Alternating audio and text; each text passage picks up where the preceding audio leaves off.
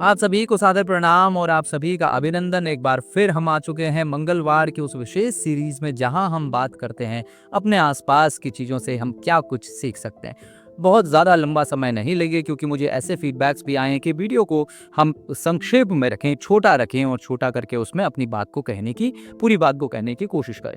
तो वही आज के इस वीडियो में मेरी पूरी कोशिश होगी। तो सबसे पहले मैं आज की जो कहानी है वो आपको बताना चाहता हूँ कि कैसे हम सब लोग पैसे के पीछे, करियर के पीछे, हर चीज़ के पीछे भागते हैं।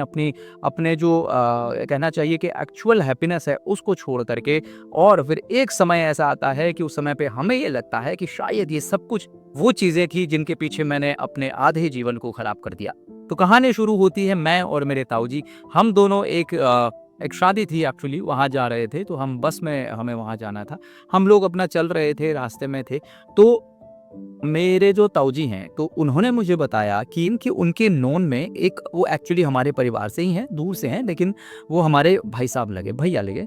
उनकी उम्र ऑलमोस्ट 41 से 42 के अराउंड है और वो एक बहुत बड़ी कंपनी, मैं नाम नहीं लेना चाहूँगा अभी, उसमें डिप्टी मैनेजर है। अब डिप्टी मैनेजर का जो पोजीशन है वो बहुत बड़ा होता है और वो एक ऐसी कंपनी में है जिसका कि खुद ही नाम बहुत बड़ा है।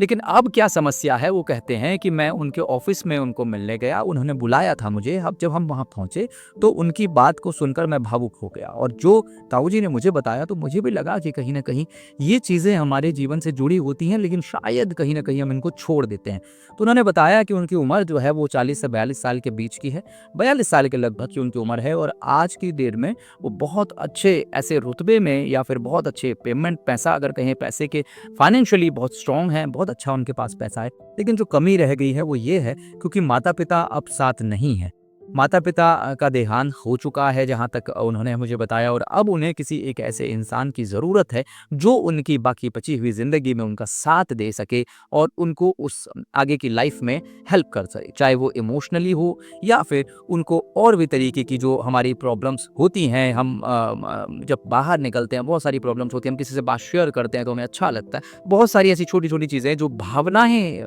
एक्चुअली होती हैं, उन भावनाओं को कहीं किसी के साथ हम शेयर कर सकें, एक ऐसे इंसान की ज़रूरत है। तो वो कहते हैं, उनकी बात जो थी वो भाई साहब की, वो जो उन्होंने ताऊ जी से कही, वो कहीं न कहीं मुझे भी लगी। उन्होंने कहा कि देखो, मेरे पास आज की डेट में बहुत पैसा है। 2 ढाई लाख के अराउंड मेरी सैलरी है। उसके अलावा जो मुझे बाकी सारी सुविधाएँ होती हैं, सब सुविधाएँ मुझे मिलती हैं, क्योंकि वो अंडरटेकिंग, गवर्नमेंट अंडरटेकिंग बॉडी है जिसमें वो काम करते हैं, तो उनको सारी सुविधाएँ वहाँ पर मिलती हैं।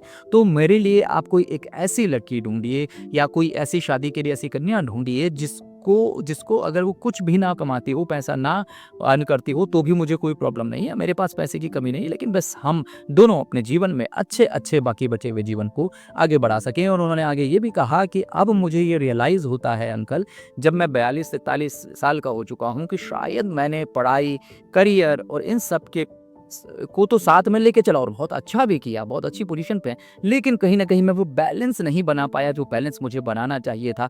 ये पलड़ा मेरा ज़रूर भारी हो गया है, जिसमें कि आज के डेट में मेरे पास स्टेबल करियर है, बहुत अच्छा पैसा है।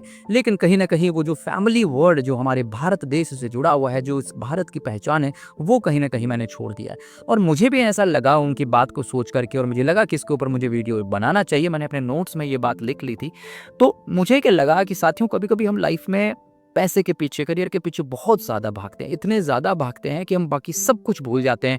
हर रिश्ता, नाता, हर अपने लाइफ को जीना, फीलिंग्स को बताना, जीना, सब कुछ भूल जाते हैं। क्यों? क्यों? केवल एक चीज़ के लिए, वो है पैसा, वो है करियर। और जब वो पैसा और वो सब कुछ हमारे पास होता है, आप कभी भी देखिएगा बहुत बड़ी पोज़ीशंस पे जो बैठे लोग, वो भी इस बात को करते हैं कि सब कुछ है आज की डेट में, लेकिन कहीं न कहीं दिल के किसी न किसी कोने में एक वो एकांत ज़रूर है, जो कि लगता है कि शायद ये भी भर जाता तो जीवन परिपूर्ण होता, जीवन पूर्ण होता।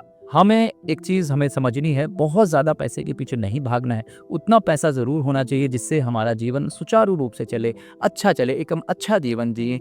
एक ऐसा जीवन ना जिएँ जिसमें कि रात को नींद ना आए कि मेरा पैसे चोरी ना हो जाए, और दिन में उस बात का चैन ना रहे कि मैं इस पैसे का क्या करूँ। तो ये एक ऐसा मुझे लगा कि इसके ऊपर वीडियो मुझे बनाना चाहिए, इसलिए ये वीडियो मैंने बनाया।